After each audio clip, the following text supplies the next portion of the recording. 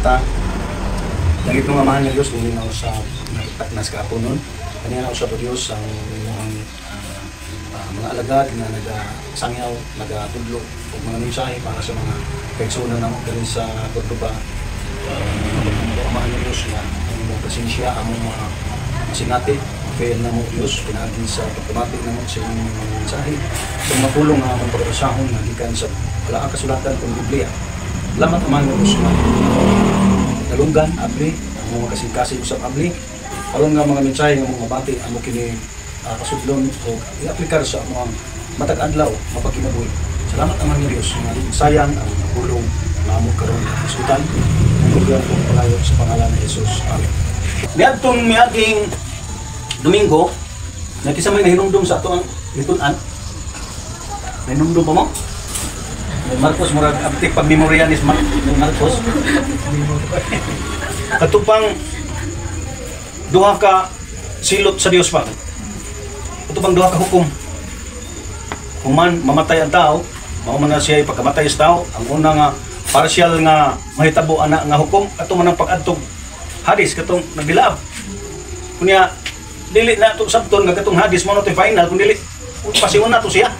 Kaya wala pa man gud matapos ang kalibutan, wala pa man ang final judgment, mahinungdan nga kaning mga nangamatay, talag sa mga nangamatay, doon na siya destinasyon human mamatay ang tao.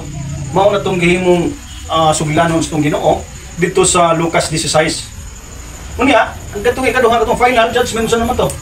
Ito naman tong mga tubang na ikatanan. Di ba Sister John? Nga ang tanan nga mga nangamatay mabanhaw. Banhawon ngadto sa kinabuhi o banhawon pod ngadto sa pagkatambog sa linaw nga kalayo. Kadto nang giingon dito sa Pinadayat, no? Pinadayat kapitulo 20, 14 ngadto sa 15. So ato diay masutak nga kini diay tao gikinahanglan og preparation ba? Kaya sa ato nang natunan ang preparation nga himuon sa tao dili nang magsige lang si Michelle diha og sige pa man sa may mong panginabuhi. Kasi kailan na kailan ako diri katuman to mamalik ba linaw, wa pa mamalik ba linaw. Pagkatao natin ang kailan diri. Asa dai as ba? Adi man dinhi dai as diri no. Oh. Yun na ba? Ang preparasyon sa tao dili nang siyempre magprepara ta sa naglalaro to pagkaon si Ann, yung mga anak ng eskwela, i-prepara po, no? Kung nag-preparasyon, labi na si Marwin, magpadala na siya konsumo para sa pamilya. Siyempre. Pero ganang nga preparasyon na, material, kuto mo na nagdirin na to sa itong kinabuhi. Ang preparasyon nga gikinahanglan nga itong itunan, ganang gusto man ka, o mawala na ta, mamatay na, pagkamatay na to, kaya kung dili pa man tapuson sa Ginoo ang kalibutan, wala pa ang final judgment. So doon na kay primary nga destination. Itong gitawag hadis. Mao to inungdan nga bisan kanusa, bisan sa orasa, angay mangandap ang tao. Kaya ang uban man gud mo, muingon man gud ulit nga, unya lang ko mangandam oy. Matiguang na, unya may lagi makaabot pa rin Marcos. Puro yung daghan man kayong, di ba? Ato man tong nabasa dito sa Santiago 4, versikulo 3 14, di ba? Ato nabasa dito nga ang tao takan siya pangandoy. Pero di man nga ato kinabuhi sang malang puno sa aso. Mato pang Apostol Santiago nga makita nimo pero takwaho lang mawa dayon yung una na puno ang kinabuhi sa tao ng ining kalibutan. So mainungdan nga ang preparasyon di ay para sa ato ang kalat kada matagkaroon ko niya. Mabito hinungdan nga si Michelle sige pa karon atong simbahan. Oh. Karon?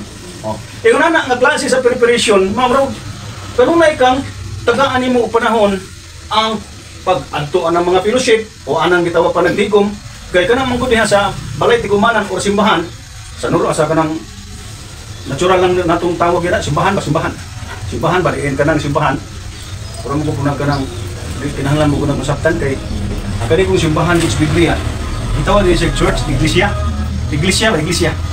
ang iglesia mangko sa Ginoo kitang tao pundok ba pundok.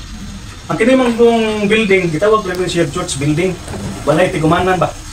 So, ang simbahan, ang iglesia or church, kung binasaya ang to simbahan, sa Biblia, mga tao ni kanina kita mapundok. Gitawag tag simbahan church, kana ba gadiring ba mapundok? Mo na gitawag og simbahan.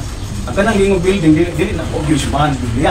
ikuha lang na siya nga church building nga bang building sa iglesia, building sa mga magtutuo ni Kristo kay kinahanglan magipud-apud nga na atay kapasilungan kay uroy kainit ra malabi na gid karon nga Krisma unya uroy mag-uwan di ba no. So need gyud pod na gitawag balay tigumanan.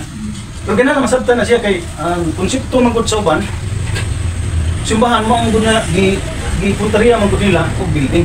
Ganana masabtan na ang sa Biblia ang giingon og church diya iglesia simbahan bundok ni tao dili ng building.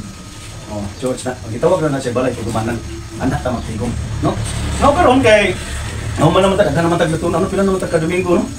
Nya mura limtan natin ito ninyong uban, no? O limtan na pero nirikap lang tantong dangaging Domingo kay mo koy ato ang